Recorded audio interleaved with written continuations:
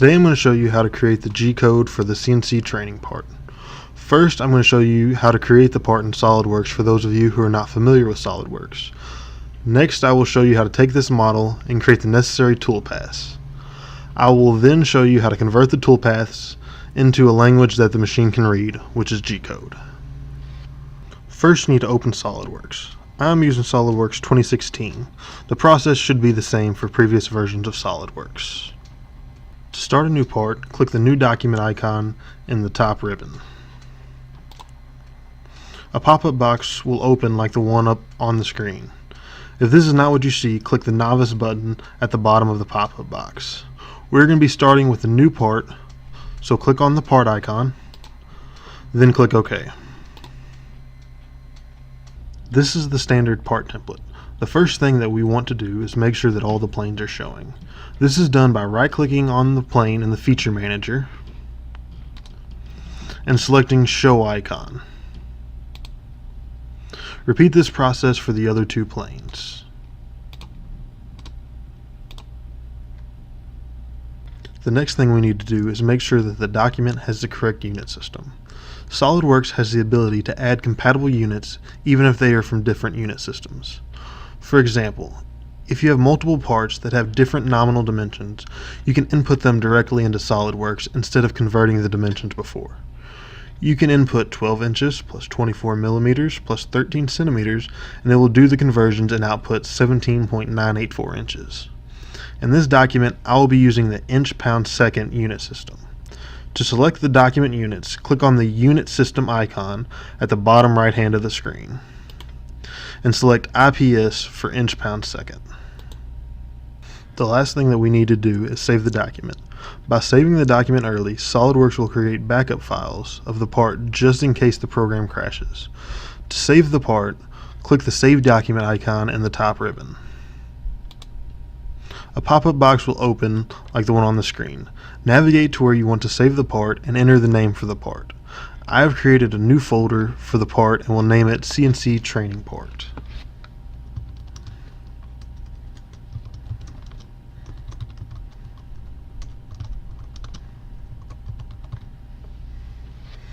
After the information is entered, click the Save button at the bottom of the pop-up box. We're going to start with the main body of the part and build from there. We see that the main body of the part is a rectangular shaped extrusion. After measuring the part with calipers, we know that it is 2.265 inches deep by 2.266 inches wide. The height is arbitrary since the same block will be used over and over to train different people. It will keep getting shorter and shorter each time that the code is run on the material. This will not affect the code though. For simplicity's sake, we will set the height to 1 inch in the model. The first thing that we need to do is to create a sketch that will be the footprint of the main body of the part. There are many different ways to start a sketch in SolidWorks. This is just one way to do it. First, you need to select a plane from the Feature Manager that you want to sketch on. I'm choosing the top plane to build the part off of. This will orient the part similar to how it will be in the machine. Next, you select the Sketch tab in the Command Manager. Then you click on the Sketch icon to create a new sketch. We're going to make a center rectangle with its center point at the origin. To do this, we go to the Sketch tab in the Command Manager, we select the drop down next to the rectangle icon and select Center Rectangle. Over in the Feature Manager, it has the center rectangle highlighted and shows which points to click in order. For center rectangle, the first click is the center, so we will place the center of the rectangle at the origin. The second point defines where one of the corners will be with respect to the first point. Place this point in any location away from the center point. Now we need to define the sketch by dimensioning the lines. An undefined sketch is blue and a fully defined sketch is black. In order to add dimensions to the lines, we go to the Sketch tab in the Command Manager and select Smart Dimensions. We know that the part is 2.265 inches deep, so select one of the lines that defines the depth, move away from the line and click into Empty Space. Enter the depth of the part, which is 2.265 inches, and press Enter. The dimension tool is still active, so select one of the lines that defines the width. Then move away from the line and click into empty space. Enter the width of the part, which is 2.266 inches, and press enter. As you can see, the sketch turns black, which means that it is fully defined. In order to disable the Smart Dimension tool, either press the Escape key or press the Smart Dimension icon in the Command Manager. To exit the sketch, either press the Sketch icon in the Command Manager or press the Exit Sketch icon in the top right hand of the screen. Now that the sketch is fully defined, we need to define the height of the main body. To do this, we're going to use the Extruded Boss Base feature. We're going to select Sketch 1 from the Feature Manager. Next, we go to the Features tab in the Command Manager and select the Extruded Boss Base icon to create a new extrusion. We need to make sure that the end condition is blind so that the part extrudes in one direction and then that the initial extrusion is going up. If the extrusion is not going up, click the reverse direction icon that is next to the end condition drop-down menu. We enter the height of the part into the depth dialog box, which for our part is 1 inch, and press enter. Click the green check mark in the Feature Manager to create the extrusion. We have now created the main body of the part. Next, we are going to work on the diamond extrusion that is on top of the main body of the part. We see that the diamond extrusion is a rectangular shaped extrusion that has a 45-degree offset from the main body. After measuring the part with the calipers, we know that it is 1.5035 inches deep by 1.5165 inches wide. In order to keep the amount of material used during training low, we're going to make the height of the extrusion 0.75 inches tall. For sketch 2, I'm going to show you a different method for selecting the base plane of the sketch. Instead of selecting a standard plane to start the sketch on, we're going to select the top face of the main body and create a sketch.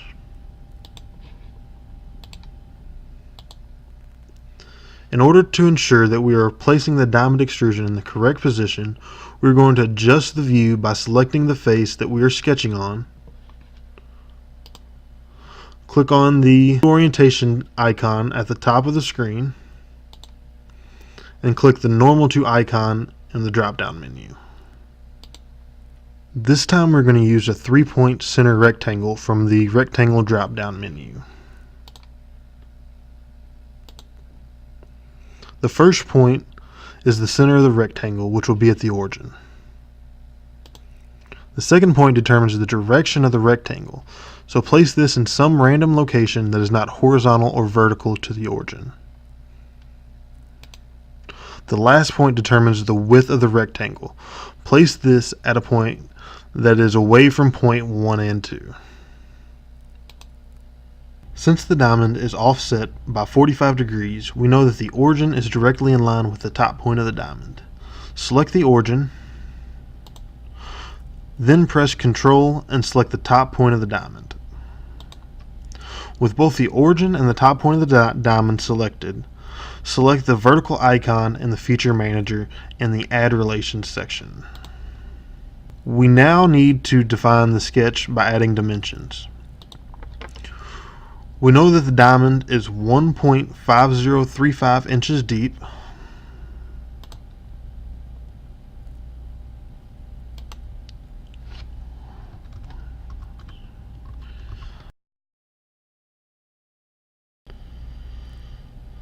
and we know that the diamond is 1.5165 inches wide.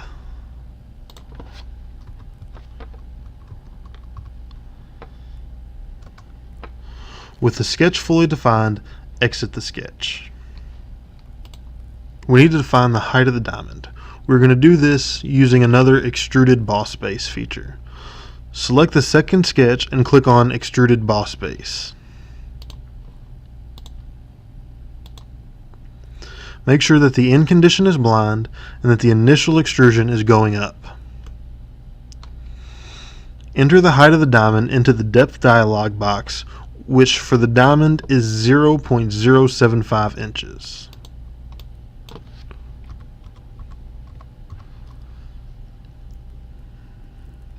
We have now created the diamond extrusion of the part. The last feature that we have to make is a circular cutout at the top of the part. The circular cutout is on top of the diamond extrusion. It is 0.898 inches in diameter and has the same height as the diamond extrusion of 0.075 inches. Create a sketch on the top of the diamond extrusion.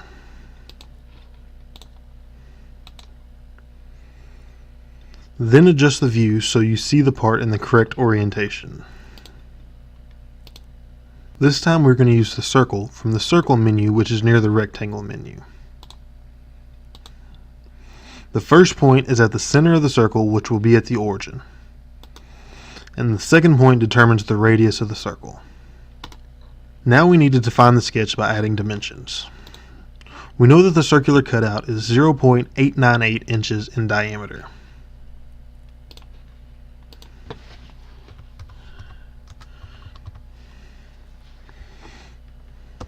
With the sketch fully defined, exit the sketch. We need to define the depth of the circular cut. We are going to do this using an extruded cut feature, which is similar to the extruded boss base feature, except that it removes material instead of adding it.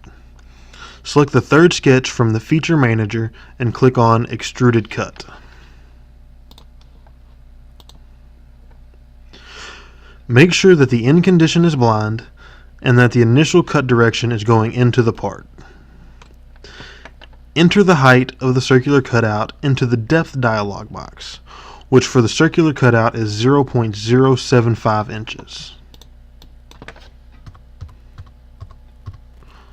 And press enter and press the green check. We have now created the diamond extrusion of the part. With a solid model of the part created, we can now move on to creating the toolpaths for machining the part. Before moving any further, it would be good to do a Google search of SolidWorks CNC Handbook. This is a very good reference for learning the basics of CNC machining. It goes into depth of many different things like the different types of tools, the basics of feeds and speeds, the different coordinate systems, the type of toolpaths, and the milling setups. The first thing that we need to do is set up the job. This includes setting up the stock, coordinate system, a job, a tool library, and a tool. HSMWorks has the ability to set up the stock itself, but I'm going to show you my preferred method of setting up the stock. This method uses SolidWorks functionality of creating multi-body parts. We are going to create a body that is the size of the stock that encompasses the part. The stock that we have is as big as the main body, except it is a rectangular prism that encompasses the entire part. We are going to start by creating a sketch on the uppermost face of the part.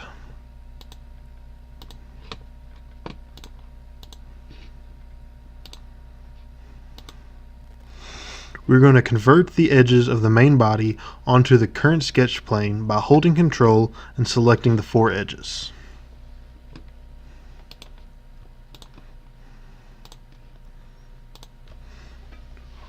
We then select Converted Entities from the Command Manager and exit the sketch. Now we make an extrusion that is as tall as the part. We do this by changing the end condition to up to surface and selecting the bottom surface of the part. We then make sure that Merge Result is unchecked, which makes 2 separate bodies. We now press the green check mark. We're going to make the stock transparent by right-clicking the feature in the Feature Manager and selecting Change Transparency.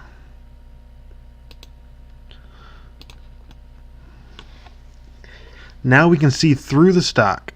This is a good check because it sees how much of the stock is necessary to remove. Next, we're going to set up the work coordinate system. For this part, we're going to make it on the top of the stock at the front left side. To do this, we are going to add a SolidWorks coordinate system by selecting the Features tab in the Command Manager and selecting Reference Geometry. Then we select Coordinate System from the drop-down menu. We select the origin box and select the front left corner on top of the stock. we need to make sure that it is on the stock and not the actual part itself. We want the x-axis along the front of the part and the y-axis along the side of the part. The z-axis is automatically oriented with the selection of the other two axes. Make sure that the x-axis is facing to the right, the y-axis is facing to the rear of the part, and the z-axis is facing up. If they do not, change the direction of the axis until it is correct. Now that we have the stock and coordinate system defined, it is time to set up the job. Within the job, we're going to define everything that the machine needs to know to make the part. To do this, we're going to go to the CAM tab in the Command Manager. Then you click on Job icon to create the job. In the Model Selection box in the Feature Manager, select the body that corresponds to the part by opening the flyout menu in the Model view, opening the Solid Bodies folder, and selecting the correct body. In the Stock Definition menu, select From Solid, and select the body that corresponds to the stock. Under Work Coordinate System, select the coordinate system that you just created. At the very bottom, make sure that the work offset is 0. This makes sure that the machine has the correct reference. Now press the green check mark to create the job. With the job created, we're going to set up a tool library that we can store all the tools and tool properties in so they can be used for multiple jobs. To do this, we select the Tool Library icon from the CAM tab in the Command Manager. To set up your own tool library, right-click on the My Libraries icon on the top left of the pop-up and select New Library and name it CNC Class.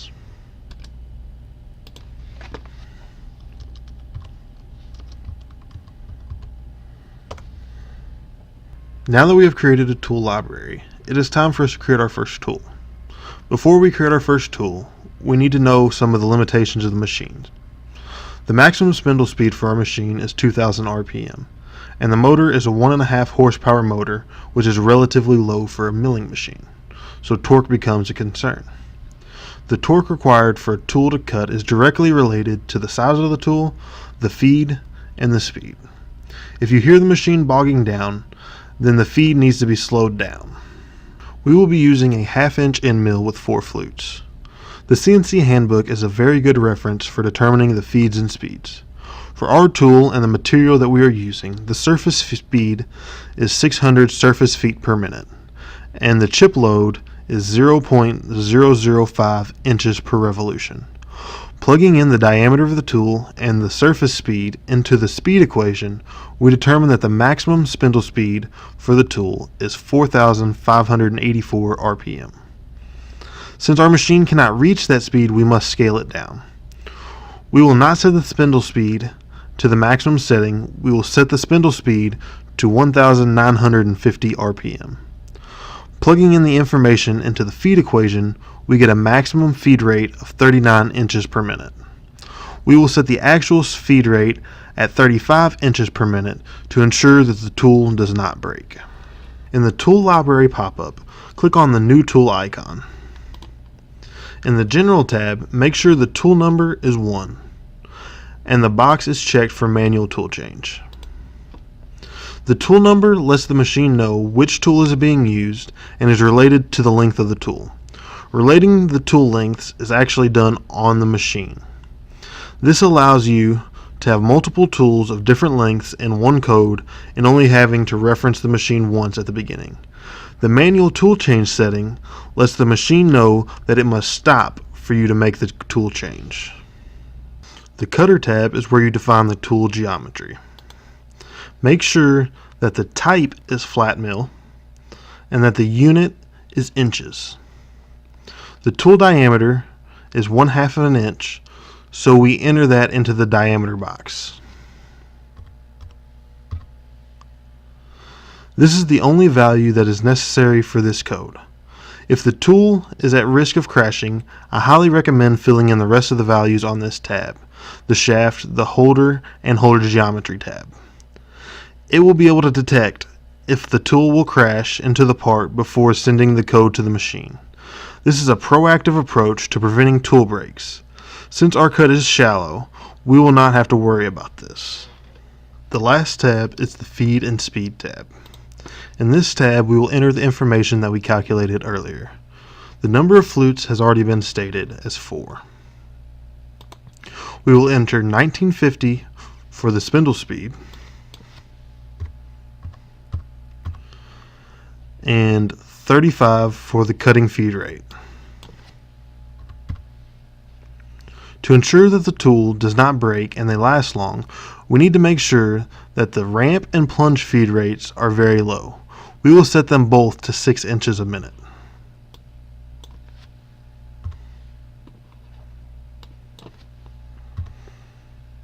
The last thing we need to do is make sure that the spindle rotation is correct. All the engineering garage tools require a clockwise spindle rotation. Now click OK on both the tool menu and the tool library menu. At this point, we have created the part, set up a coordinate system, set up the job, and set up a tool library. The only thing that we have left to do is create the toolpaths. Before we start making the toolpaths, it is good to know the difference between the two basic types of toolpaths. The two different types of toolpaths have a lot of the same operations. The main difference is that 3D knows where your actual part is. It takes into consideration where the part is in the stock and what stock needs to be removed. A 2D toolpath does whatever you tell it to do. It doesn't take into consideration where the part is when you create the toolpath. In this tutorial, we are going to stick with 3D toolpaths. We are now ready to make our first toolpath to cut the circle in the center of the part. There are two different operations that could be used for this toolpath. The first is a pocket. It will remove all the excess material within the selected boundary. A pocket is a good toolpath to use for roughing the general shape of a part. The second is a contour. A contour operation is used to rough and finish outside or inside walls. Usually this operation would not remove all the material within the circle, but since the tool diameter is greater than the radius of the circle, it will work. We will use the contour operation for the center circle to show you how it works. To create the toolpath, we're going to click on the 3D milling icon in the command manager and select contour.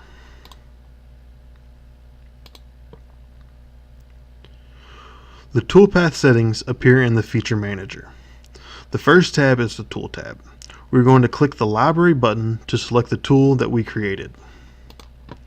Navigate to the library that you created and select the tool that was created and click the select button.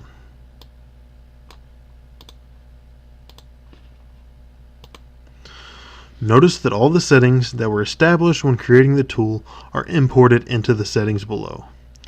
If you need the tool to move differently in this operation for some reason, you can change the settings in the feature manager without changing the settings in the library. The next tab is the geometry tab. We're going to select the top edge of the circle. This defines the area that needs to be machined. The rest of the settings that are on this tab are not needed. If you hover over the different settings, it gives you a description of what each setting is.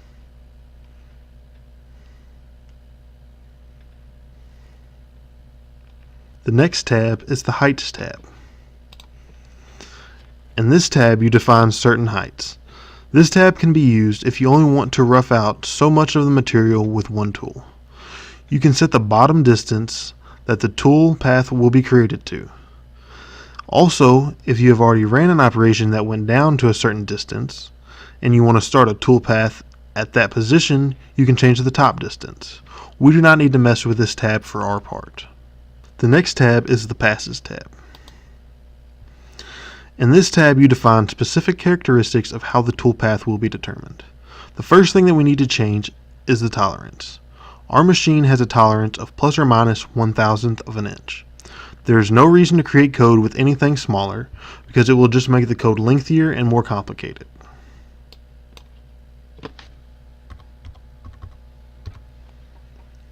The next thing that we want to do is change the maximum step down value.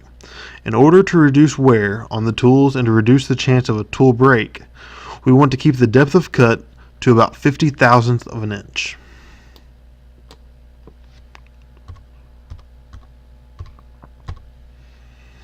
Since this is going to be the only pass that we run on the center hole, we want to make sure that the stock to leave box is unchecked. The last tab is the linking tab. In this tab, you define specific characteristics of how the toolpath will connect to itself. You can change things like the type of transition method, ramping method, and entry position in this tab. For our part, we will not need to mess with any of these settings. Press the green check mark in the feature manager to create the toolpath. With the toolpath generated, it is time to see what will happen. To do this, click on the job in the feature manager. Then click on stock simulation icon in the command manager. You can adjust the speed with the little slider, and then press play to see what the tool will do.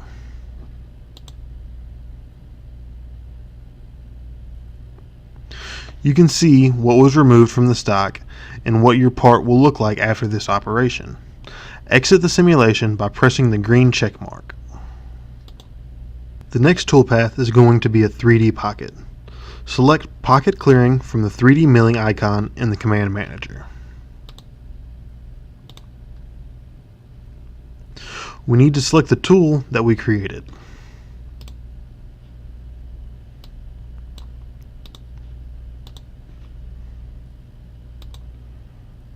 In the Geometry tab, we need to select Rest Machining.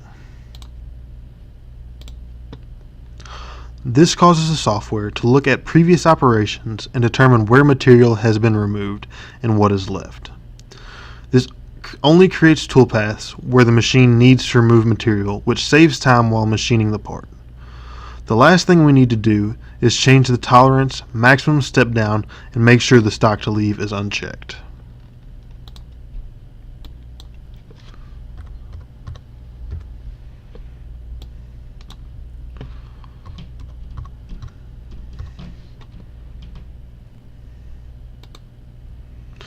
Press the green check mark in the feature manager to create the toolpath.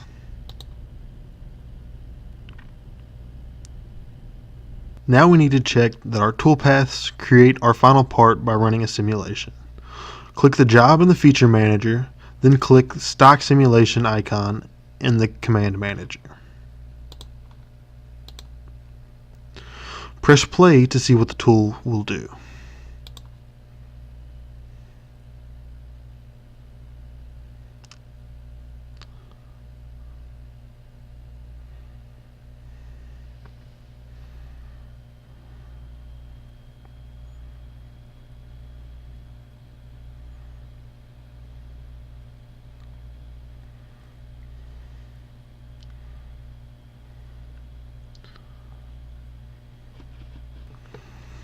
As you can tell, material is still left at the corners of the diamond.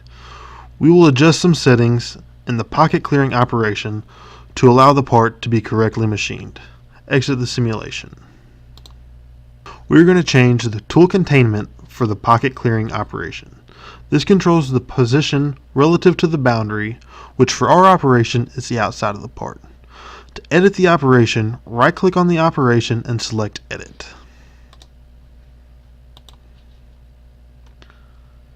In the Geometry tab, change the tool containment to Tool Outside Boundary.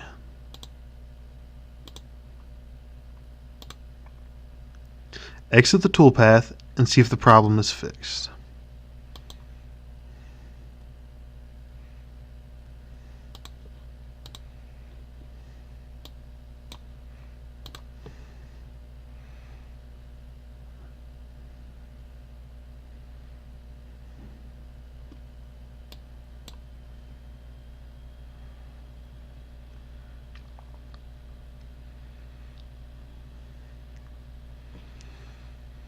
This has fixed the problem. The toolpaths that we have created will allow the CNC machine to correctly create our part. Now we can exit the simulation. With the toolpaths created, it is now time to convert them into a language that our machine will understand. To do this, we will use a post-processor that does the correct conversion for us. Each type of machine has a different post-processor that exports the code a little differently for each machine. Our Tormach uses a Tormach.cps post-processor. To create the code, we click on the job, then we click on the post-processor icon in the command manager. In the post configuration section, select the menu, then navigate to Tormach.cps General Tormach Mach 3 Mill.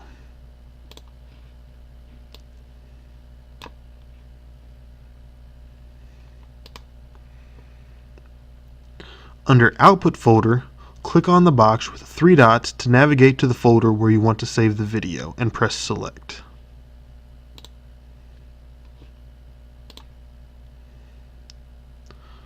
Under Program Settings, add a name to the Program Name Number section. If you want to add a comment, you can add it here also. The last thing to do is make sure that Open NC File Editor is checked. Now you can press Post and press Save.